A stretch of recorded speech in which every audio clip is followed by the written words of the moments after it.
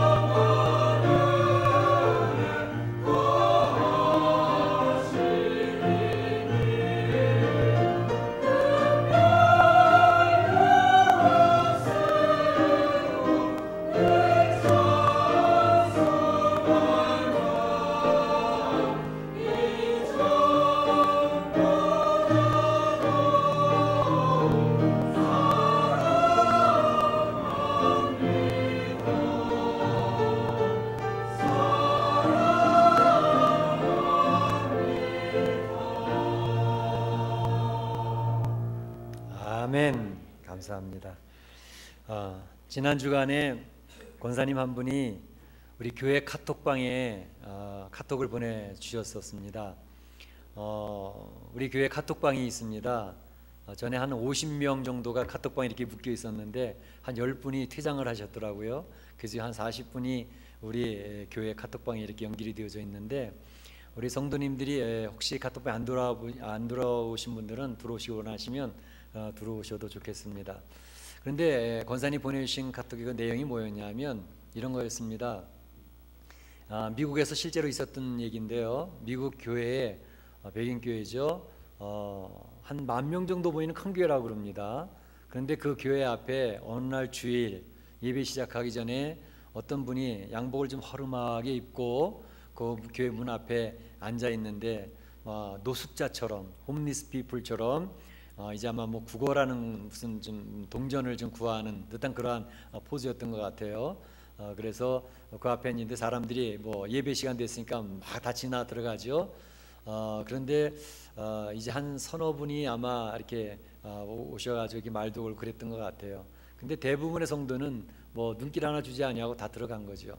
예배 시간이 시작을 하니까 이 분이 이제 예배에 참여하려고 들어가서 성전 맨 앞자리로 가려고 이렇게 투벅투벅 걸어가니까 교회 안에 이제 안내하는 안내위원들이 옷도 허름한 데다가 노숙자처럼 생긴 사람이 교회 앞쪽으로 가서 앉으려고 하니까 저 잠깐만요. 저 뒤에서 앉으시면 어떨까요? 그래서 뒷자리로 안내해서 그분이 뒤에 앉으시게 됐다는 거죠.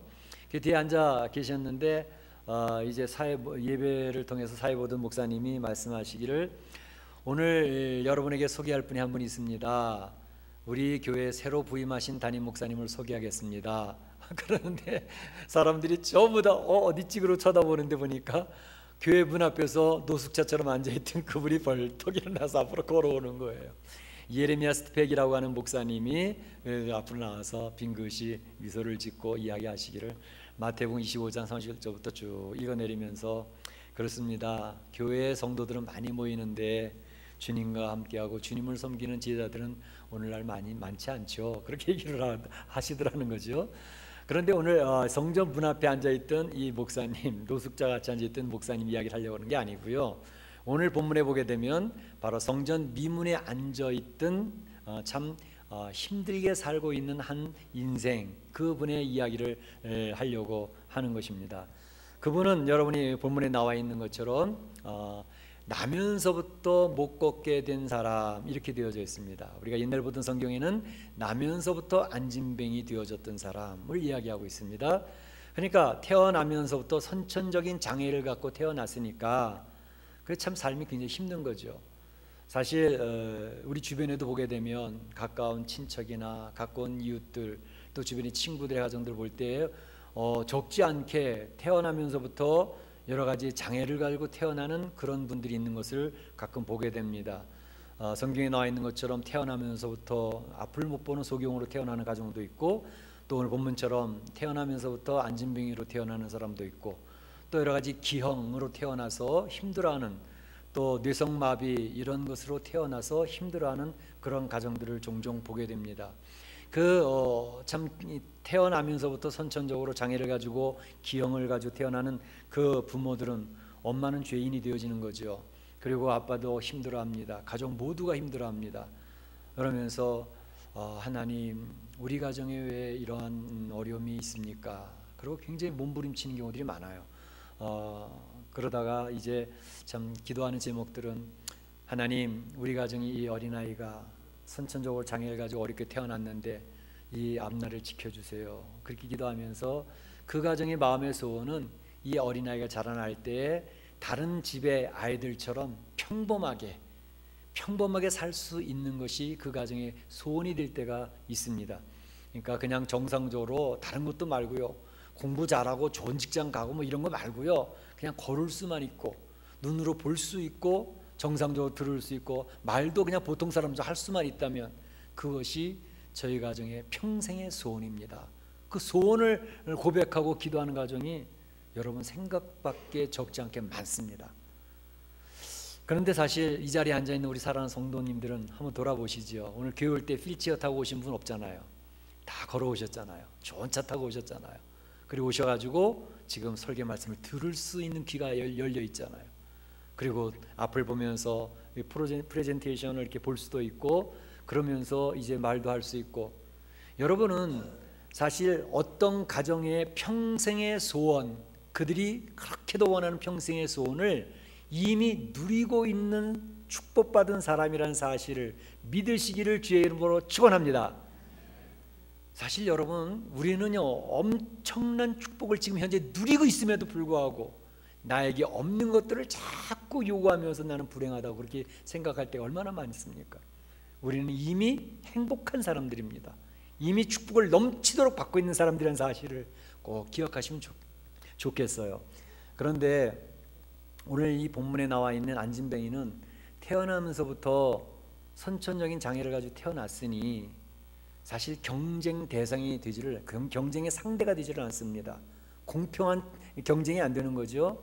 그러니까 다른 사람들과 똑같이 직장 시험을 볼 수도 없고 뭐 운동할 수도 없고, 그러니까 항상 경쟁에서 낙오되는 사람이 될 수밖에 없습니다. 그러니까 그의 삶이 뭐 어떻겠어요? 힘들지요. 그러니까 그 삶은 경제적으로 결핍되는 삶을 살 수밖에 없는 것입니다. 뭐 다른 사람 경쟁을 해서 이길 수가 있어야죠. 그러니까 이제 낙오가 되어져서 경제적으로 어려운 그런 초라하고 힘든 삶, 다른 사람의 도움을 입어야지만 걸을 수고 옮겨질 수가 있고, 다른 사람이 동전을 몇 푼 던져 주어야 그걸 가지고 매일매일 끼니를 이어갈 수 있는 그런 처참한 인생의 삶을 살고 있었던 사람입니다. 그런데 사실 이 사람에게 이렇게 이제 큰 문제가 된 것은 태어나면서부터 선천적인 장애를 가졌다고 하는 것이 이 사람의 이 인생의 가장 큰 문제였었죠. 근데 조금만 더 생각해 보면 사실 그 문제도 큰 문제이지만 어떤 면에서 보게 되면 그 마음에 말할 수 없는 탄식과 열등감과 또 모든 소망을 잃어버린 채 자포자기하는 그 인생의 삶이 사실은 더 큰 문제였습니다. 사실 이 사람은 성전 미문에 날마다 앉아 있잖아요. 이 사람이 그 성전 안에서 찬양하는 사람들, 그 사람들이 하나님을 만나서 살아계신 하나님의 역사를 경험하는 그것에 관심을 가질 수 있었더라면 그저 육체적인 불구로 말미암아 거기서 좌절하고 넘어지진 않았을 터인데, 그는 삶 자체가 너무 힘들다 보니까 육체적으로도 경쟁 상대가 안 되지요.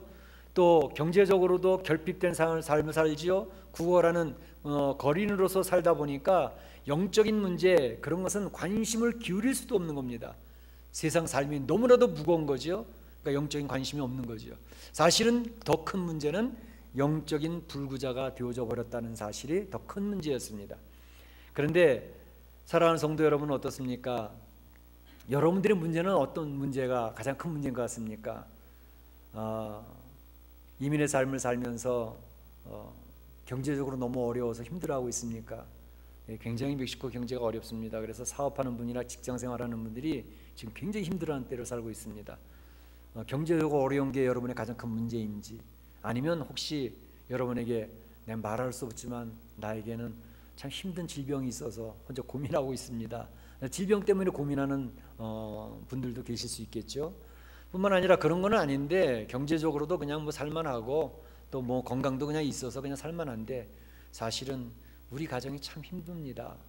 자녀들하고 문제도 왜 이렇게 안 풀려지는지, 자녀들 문제 때문에 뭐 근심 걱정이 떠날 날이 없습니다. 또 그리고 전 부부들끼리도 참 서로 사이가 좋게 이렇게 참 지내면 행복할 것 같은데 왜 이렇게 안 되는지 몰라요. 평생의 원수가 우리 집안에 있습니다. 그렇게 힘들어하고 있는 가정들이 얼마나 많이 있는지 몰라요. 그러니까 어떤 게 문제일까? 그래서 우리 삶에 대한 여러 가지 문제들이 있지만 사실은 그거보다도 영적인 문제에 있어서 우리가 지금 힘들어하고 있는 상태는 아닌지 한번 돌아볼 필요가 있습니다. 우리의 문제점을 한번 진단해 볼 때 나에게 지금 내가 가장 심각하게 여기는 문제는 무엇인가? 한번 진단해 보시면서요, 여러분을 소개해 드리려고 하는 것은 뭐냐면 바로 오늘 본문에 있는 사람, 이 안진뱅이가 문제 해결을 받고 있다고 하는 것입니다. 오늘 문제 해결을 받는 장면이 오늘 본문에 소개가 되고 있거든요.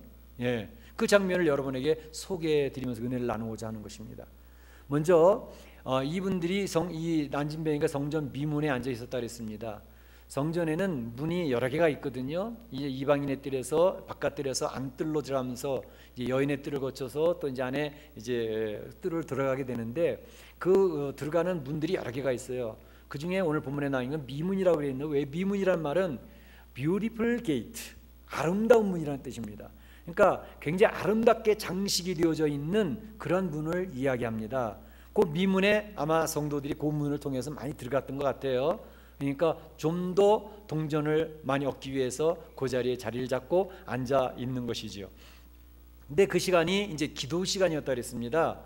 제 몇 시예요? 제 9시 기도 시간에 이렇게 되어져 있죠. 제 9시 기도 시간, 제 9시라고 하는 것은 오늘날 우리들의 시간으로 얘기하면 오후 3시쯤 됩니다. 유대인들은 하루에 3번씩 시간을 지켜서 기도를 했거든요. 근데 바로 이 오후 3시가 기도 시간이었는데, 그때에 베드로와 요한이 이 성전 미문을 통해서 성전에 들어가고 있는 중에 있었던 것이죠. 이 성전에서 기도한다는 것은 굉장히 중요합니다. 여러분들이 요즘에 이제 골방 기도를 계속 몇 달 동안 강조하고 있어서 골방 기도를 시작하신 분들이 꽤 계시더라고요.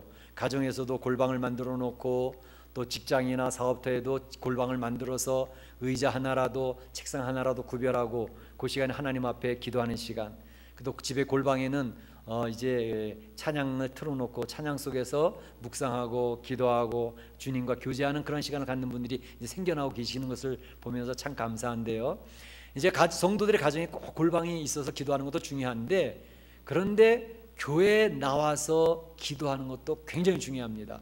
교회는 만민이 기도하는 집이라 선포하셨죠. 그래서 교회는 기도하는 곳입니다. 그래서 교회에서 기도함을 통해서 주님의 임재를 체험하게 되어지고, 교회에서 기도함을 통해서 문제 해결을 받게 되어지고, 또 하나님의 영광이 선포되어지고 주님의 임재를 경험하기 때문에 교회에 합심해서 기도하는 것은 얼마나 중요한지 모릅니다. 그러니까 유대인들도 자기 집에서 기도 안 했겠어요? 기도하지만 기도하는 시간에 맞춰 나와서 모두 합심해서 기도하는 교회, 성전은 기도하는 곳으로 그렇게 그들이 축복을 누렸던 것이죠. 이제 베드로와 요한이 하나님 앞에 굉장히 은혜를 누리는 그런 시간이었습니다. 지난번에 살펴봤던 것처럼 오순절에 성령께서 강림하심으로 놀라운 역사가 나타났습니다. 그래서 그 제자들이 방언으로, 외국어로 그 나라 말들을 복음을 증거하기 시작을 했고, 또 교회에 모여졌던 성도들은 공산사회주의 모양으로 서로 자기 거라고 우기는 사람도 없이 자기 것들을 서로 나누어 쓰면서, 그리고 어떤 사람은 자기 재산을 팔아서 필요한 사람들에게 나누어 주기도 하고, 이러한 정말로 하나님 나라 공산사회주의처럼 서로 아름다운 공동체를 만들어가는 놀라운 일들이 벌어지고 있었거든요. 모든 성도가 은혜 가운데 참 충만해지는 그런 상황이었죠. 하나님의 은혜를 받으면 달라집니다.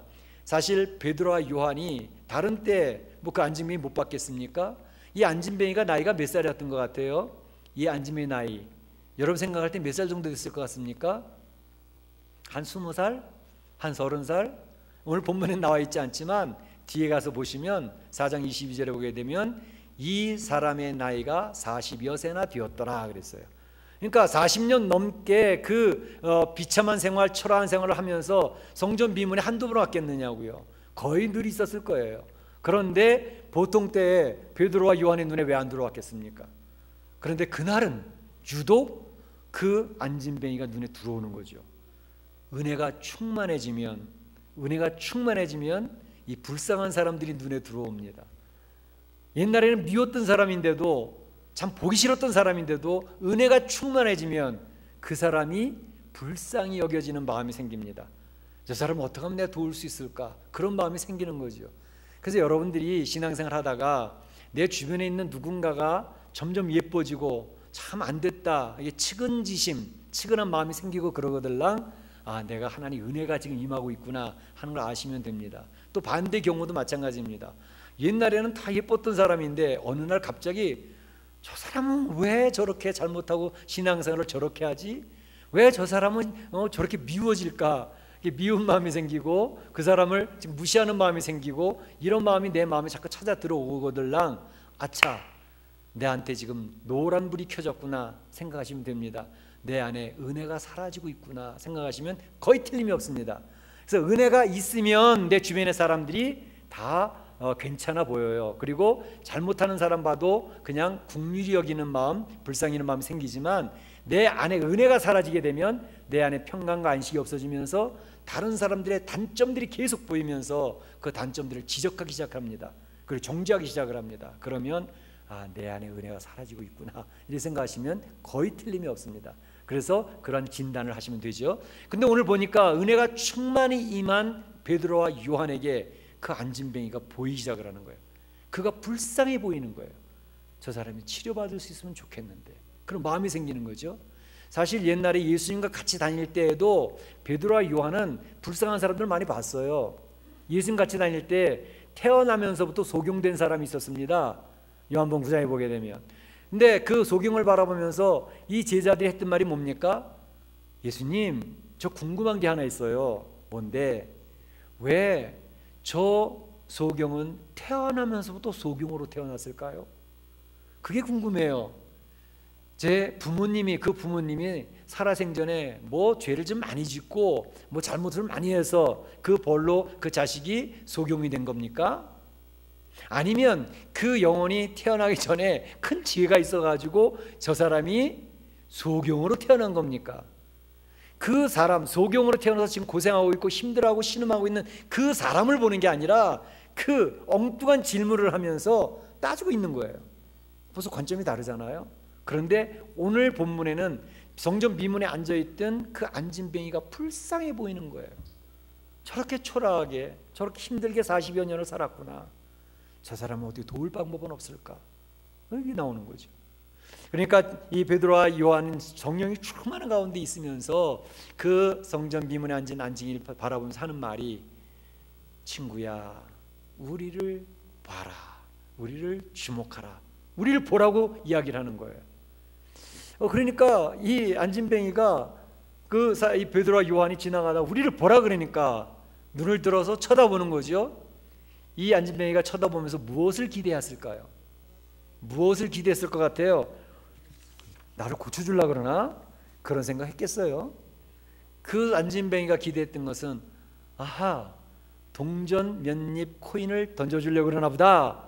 그래서 기분 좋아서 딱 쳐다보는 거죠. 아이고, 오늘은 이제 저녁을 끼니를 때울 수 있겠네, 그런 생각으로 쳐다보지 않았겠어요? 그런데 그 베드로와 요한이 하는 말이 뭡니까? 친구야, 내게는 은과 금이 없어.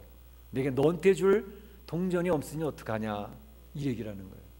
그 얘기를 들을 때 이 안진뱅이가 어떤 생각이 들었을까? 사람 놀리나? 그러지 않았겠어요?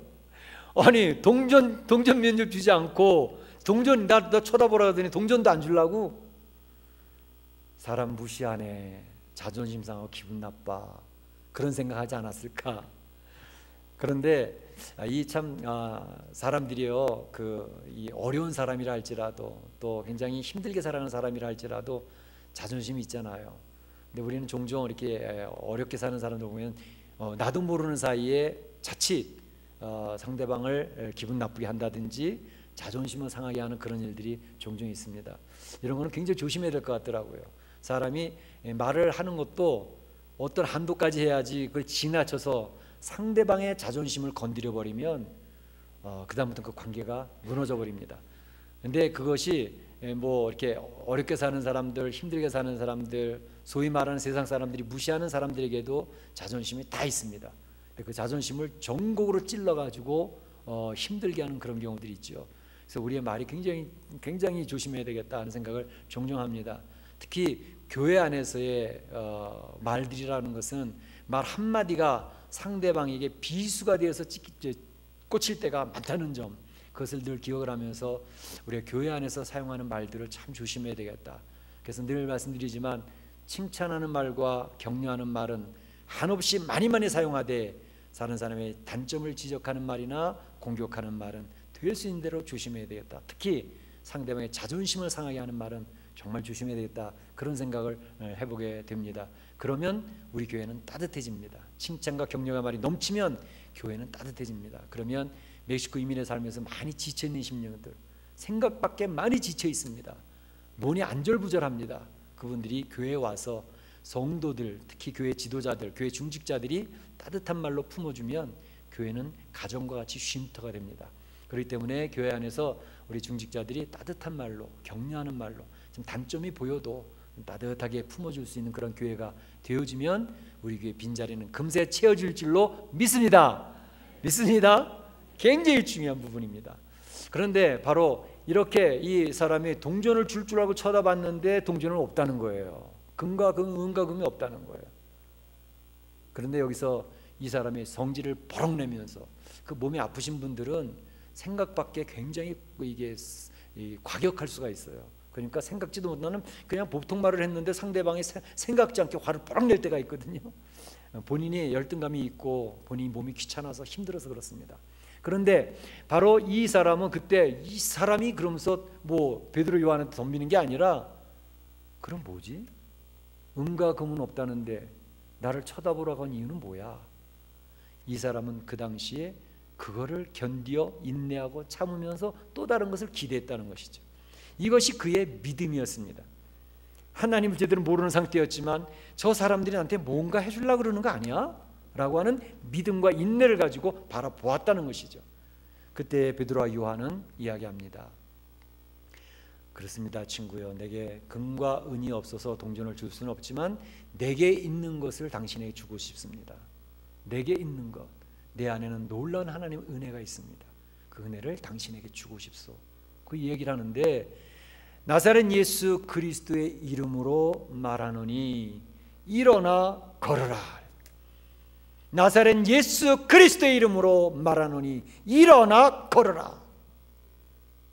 그의 오른손을 붙들고 일으켜 세우는데 그 친구가 발과 발목에 힘으로도 일어서더라, 이렇게 기록을 하고 있습니다. 오늘 사도행전을 기록한 사람이 누구라 그랬죠? 의사 선생님 아닙니까? 의사인 누가가 사도행전을 기록했죠? 그 의사가 볼 때에 그 관찰력이 얼마나 세밀하겠습니까? 발과 발목에 힘으로도 일어섰다는 것입니다. 40년 동안 일어서 본 적이 없는 사람이 발과 발목에 힘이 주어지는 것을 누가는 보았고, 그들이 일어서는데 간짐에 일어나서 걷는 거예요. 걸을 뿐만 아니라 본문에 나와 있는 것처럼 뛰기도 했다 그랬습니다. 그냥 얼마나 놀라운 기적이 일어났습니까? 이 기적의 원인이 어디에 있었습니까? 안진뱅이 40년 동안 걸어보지 못했더니 안진뱅이 일어났던 원인이 어디 있냐고요. 그것은 그 나사렛 예수 그리스도의 이름이었습니다. 나사렛 예수 그리스도의 그 이름으로 그 병자가 일어났던 것이죠. 이것이 문제 해결의 근원이 예수 그리스도에게 있다는 것을 분명히 보여주는 내용입니다. 어떻게 예수 그리스도에게서 모든 문제 해결의 근원이 있을까? 여러분, 이 세상에서 일어나는, 우리 인생에 일어나는 모든 문제의 시작은 죄로부터의 출발입니다. 죄의 가장 큰 열매는 뭐예요? 사망, 죽음입니다. 죄의 싹은 사망이에요. 성경 분명히 얘기하고 있지 않습니까? 사람들이 죽어가는 이유는 죄 때문에 죽는 겁니다. 그런데 바로 죄에 인한 그 사망, 이 사망, 죽음의 권세가 그래서 이 세상 온 인류의 주인 노릇, 왕 노릇을 하고 있는 겁니다. 모든 인생은 그 죽음 앞에 두려워 떱니다. 죽음을 피하려고 합니다. 불로초를 먹어서 더 살려고 합니다. 그러나 한 사람도 예의 없이 사망 앞에는 다 무릎 꿇고 끌려가게 돼 있습니다. 바로 그런데 그 사망의 그림자들이 뭐예요? 죽음의 그림자들. 죽음의 그림자들이 우리에게 나타나는 질병들입니다. 여러분들이 왜 이렇게 오늘 몸이 아프지? 왜 이렇게 오늘은 이 속이 아프지? 오늘은 몸이 다른 때하고 좀 틀려. 감기, 몸살부터 시작해가지고 이러저러한 질병들이 우리 몸에 찾아오는 것들은 다 사망의 그림자로 보여주는 겁니다. 그 질병들이 계속 치료되지 않고 진행되어지면 우리는 죽음이죠. 그러니까 이러한 질병들은 우리들에게 노티스를 주고 경고, 워닝을 주는 겁니다. 너는 앞으로 죽음을 향하고 가고 있어 라는 것들을 보여주는 것이죠.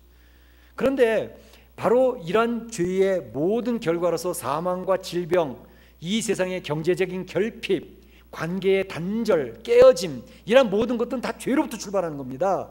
그런데 그것을 해결하는 분이 누구냐 하면 바로 예수 그리스도라는 것이죠. 예수 그리스도는 첫 번째 그 모든 죄악의 근원인 사망을 타겟으로 삼아서 사망을 깨뜨려 버리지 않습니까? 사망을 깨뜨리는 게 뭐예요? 예수님이 인류의 죄를 걸머지고 그래 내가 한번 죽어볼게. 그리고 십자가에 돌아가셔 죽으신 다음에 사망의 권세를 이기나 안 이기나 보자. 그걸 3일 만에 부활하심으로 말미암아 사망이 왕노릇하는 권세를 꺾어버리는 거 아닙니까? 그래서 사망아 너의 쏘는 것이 어디 있느냐? 사망아 너 이기는 것이 어디 있느냐? 사망을 향해서 호령치게 되는 것입니다. 그 사망이 척추가 부러졌어요. 지금은 사망에 남은 잔재들이 성도들을 괴롭히고 있을 것뿐입니다.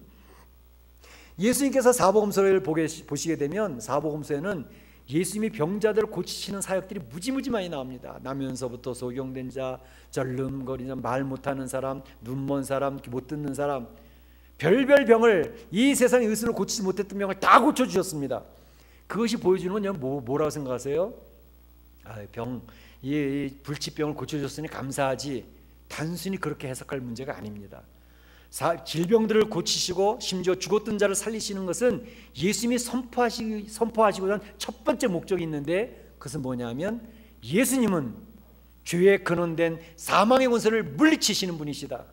너희 예수님을 믿고 이제 하나님 나라 가게 될 그 하나님의 나라는 사망도 없고 질병도 없는 파라다이스, 하나님의 나라가 우리 성도들에게 주어진다는 것을 데몬스트레이션, 보여주기 위해서 그 사복음서에서 예수님이 병자들을 고치시는 그 작업을 계속하신 겁니다. 거기에는 하나님의 나라는 사망과 질병이 틈타지 못하는 그런 모든 것이 해결받는 것이라는 것을 보여주시기 위함이었던 것입니다. 이제 하나님 나라에 가시게 될 여러분들은 사망이 틈타지 못합니다. 질병이 여러분 더 이상 괴롭히지 못하는 것입니다. 믿으시면 아멘 하십시오. 믿으십니까? 그것입니다. 여러분들은 그 하나님의 나라에 가시게 되는 거예요. 그러니까 오늘 본문에서 이 안진뱅이를 예수님이 고치시는 게 아니라 예수님을 따르는 베드로와 요한을 통해서 일으켜 세워주시는 역사가 나타난 것입니다. 예수 그리스도의 그 권세와 그 능력을 힘입어서 여러분들이 이 세상에 살 때에도 문제를 해결받으실 수 있기를 축복합니다. 여러분이 질병의 문제도 예수님의 이름으로 고침받기를 원합니다. 여러분의 사업, 직장과 사업대의 문제들도 예수님의 이름으로 해결되어지기를 축복합니다. 여러분의 가정의 문제, 관계 단절과 힘든 여러 가지 문제들 예수 그리스도의 이름으로 해결되어질 것을 믿으시기를 축복합니다. 예수님이 해결해 주시는 겁니다. 바로 성도는 그런 것들을 경험하며 살아가는 성도들입니다. 이제 이러한 놀라운 역사가 일어나니까 문제 해결을 받은 안진뱅이 어떻게 했는가 보세요. 안진뱅이 이제 40년 동안 못 걷다가 걸어나면 제일 먼저 어떤 거 했을 것 같아요? 제일 먼저 보통은 엄마 아빠한테 보여주러 뛰어가지 않았을까 싶어요. 자기 형제들한테 야야 나 일어났어, 한 번도 걸어본 적이 없는데 내가 지금 뛰고 있잖아 라고 보여주려고 뛰어갔을 것 같아요. 그렇죠. 그런데 오늘 본문에 보게 되면 그 집과 자기 형제들에게 가기보다 먼저 어디를 갔나 보세요. 베드로와 요한과 함께 성전으로 들어가. 성전, 하나님 앞에 영광 돌리고 하나님을 예배하는 성전으로 들어갔습니다. 그것에 들어가서 뭐 했어요? 그들과 함께 성전으로 들어가 가면서 걷기도 하고 뛰기도 하며 하나님을 찬송하니, 예배를 드리고 하나님 앞에 찬송하고 경배를 드리는 이 일을 했다는 것입니다. 그 사람은 단순히 육체적인 불구자뿐만이 아니고 영적으로도 불구자이지 않았습니까? 영적인 데는 도무지 관심도 없어요. 지금 먹고 사는 게 급한데 무슨 영적으로 복을 받고 관심이 없었어요. 그런데 오늘 본문에 보니까 그의 문제, 안진뱅이 문제가 해결받고 나니까 그가 첫 번째로 찾은 것은 하나님을 찬양하는 자리로 갔다는 것입니다. 영적인 불구자의 자리에서 일어났다는 것입니다. 하나님을 경배하기 시작을 했다는 것입니다. 할렐루야. 세상에서는 우리가 육체적으로나 가정적으로나 경제적으로 어려울 수 있습니다. 그러나 그것 때문에 영적인 불구자가 되어서는 안 됩니다. 혹시 그렇다 할지라도 영적으로는 주님과의 교제 속에서 찬양하는 자리, 감사하는 자리, 예배드리는 자리에 있다면 그 사람에게 인생의 여러 가지 문제는 더 이상 문제거리가 아닌 것입니다. 그는 힘을 내서 이길 수가 있거든요. 여러분 혹시 송명희 시인을 아시는지요? 송명희 씨. 아시는 분 많을 거예요. 간증도 많고 복음성 찬양도 많이 만들었으니까. 제가 서울에 있을 때도 저희 교회 와서 간증을 했던 적이 있는데, 이분은 63년생이에요. 그리고 서울에서 출생하신 분이고 두 분 부모님은 다 교회 다니시는 분이었고, 근데 이 출산할 때 의사가 잘못 건드려서 뇌를 건드려가지고 뇌성마비로 태어났습니다. 온몸이 다 마비된 상태예요. 말도 할까 말까 한 1분 2분 걸려가지고 말 한마디를 하는 거예요. 아버지를 얘기하는데 한 2분 이상 걸리더라고요. 머리부터 흔들기 시작을 해서 온 어깨도 흔들리고 손도 뒤틀리고 발도 흔들어가면서 막 몸이 흔들리면서 한마디를 하는 거예요. 그렇게 하면서 저희 간증을 하는 것을 봤습니다. 정말 눈물 나는 장면이죠. 그런데 이분이 태어나면서부터 자기가 다른 사람과 평범한 사람과 다르다는 것을 왜 몰랐겠어요? 그러니까 한 10살쯤 될 때부터 벌써 자살을 기도했습니다. 근데 이러한 이 형편없는 이러한 모습으로 살고 싶지 않다고. 자살을 몇 번 했지만 죽질 못했습니다. 그러다가 이제 17살 정도 됐을 때에 이분이 그래, 내가 죽을 땐 죽더라도 하나님이라도 알고 죽자. 하나님이라도 만나고 죽자. 그래가지고 그때부터 기도하기 전에 하루에 몇 시간씩 기도에 막 들어가기 전에. 근데 그 기도 속에서 자기를 사랑하시는 하나님을 만나게 됐습니다. 하나님을 만나고 나니까 인생이 바뀌어버리는 거예요. 눈이 열리는 거예요. 영적인 눈이 열리는 거예요. 여러분 잘 아시는 복음성 가사 기억하시죠? 나 가진 재물 없으나, 나 남이 가진 지식 없으나, 나 남이 가진 건강을 갖지 못했으나, 그러나 나는 남이 갖지 못한 것 가졌네. 그러면서 얘기합니다. 나 남이 보지 못하는 것 보았고, 나 남이 듣지 못하는 것 들었고, 난 남이 받지 못한 사랑을 받았고, 남이 깨닫지 못한 것을 깨달았네. 그러면서 공평하신 하나님이 나 가진 것 없으나 남이 갖지 못한 것 갖게 하셨네. 하나님 앞에 눈물을 흘리며 찬양을 흘리는 그 귀한 모습. 그는 이미 불구자가 아니었습니다. 영적으로 자유함을 누리는 사람이었고 하나님의 환희 속에서 살아가는 사람이었습니다. 가는 곳곳마다 그 하나님을 증거하고 간증합니다. 그의 삶에 더 이상 장애거리는 없었던 것이죠. 이것이 중요합니다. 오늘 본문에 보게 되면 이 안진뱅이의 일어남과 하나님 찬양하는 것을 보며 그 온 성에 있는 사람들이 놀랐다 그랬습니다. 그 사람들이 깜짝 놀랐다 그랬습니다. 신앙생활은 바로 이런 것입니다. 신앙생활하는 성도들이 이런 하나님의 살아계심을 경험을 하고 하나님 앞에 그의 영적인 눈이 열려서 하나님을 경배하기 시작을 하면 그의 삶 속에 예수 그리스도의 흔적을 갖기 시작합니다. 사도 바울이 이야기하잖아요. 옛날 예수 믿는 사람 잡아 죽이던 사람이 예수님 전하기 위해서 본인이 순교의 자리로 나가면서 얘기를 하잖아요. 나는 내 몸에 예수의 흔적을 가졌노라. 내 삶에 예수의 흔적이 있노라 라고 고백을 하잖아요. 성도들은 바로 어려운 삶을 살아도 힘든 이민의 삶을 살아도 그 속에서 살아계신 하나님의 흔적들을 갖게 되어지는 사람들이 예수 믿는 사람들입니다. 사랑하는 성도 여러분, 여러분의 삶에서 어떤 문제들이 있습니까? 그 문제들은 바로 하나님을 경험하게 하는 귀한 도구들이 될 것입니다. 그 문제들로 인하여 오히려 하나님을 만나고 하나님의 역사를 경험함으로 내가 예수의 흔적을 내 몸에 가졌노라 라고 선포하며 주님을 증거하는 복된 성도들이 되시기를 주의 이름으로 축원합니다. 이 시간에 한번 조용히 기도하시기를 원합니다. 오늘 들으시는 말씀 가운데 나의 마음에 자리 잡는 말씀이 있다면 그 말씀을 붙들고 기도하시기를